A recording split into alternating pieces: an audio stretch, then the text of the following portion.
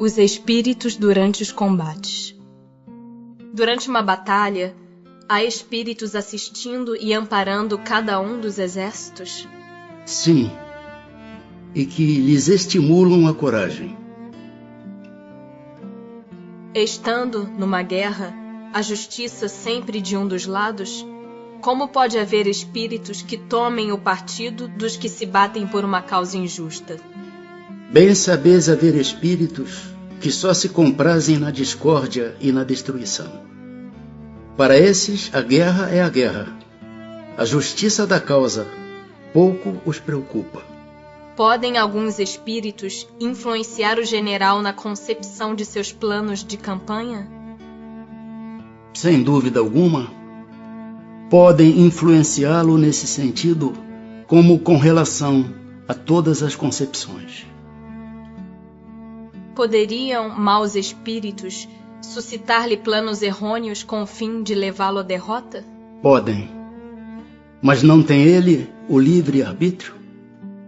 Se não tiver critério bastante para distinguir uma ideia falsa, sofrerá as consequências, e melhor faria se obedecesse, em vez de comandar. Pode alguma vez o general ser guiado por uma espécie de dupla vista, por uma visão intuitiva que lhe mostre de antemão o resultado de seus planos?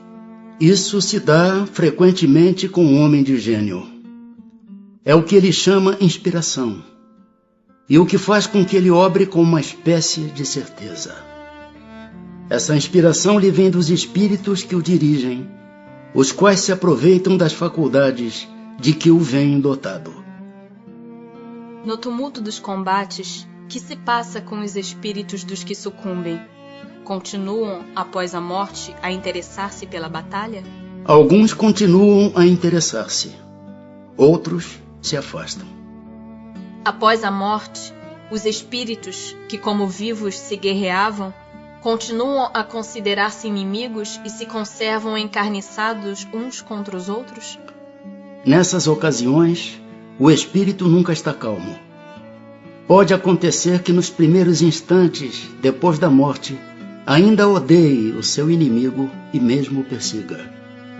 Quando, porém, se lhe restabelece a serenidade nas ideias, vê que nenhum fundamento há mais para a sua animosidade. Contudo, não é impossível que dela guarde vestígios mais ou menos fortes, conforme o seu caráter. Continua a ouvir o rumor da batalha? Perfeitamente. O espírito que, como espectador, assiste calmamente a um combate, observa o ato de separar-se a alma do corpo? Como é que esse fenômeno se lhe apresenta à observação?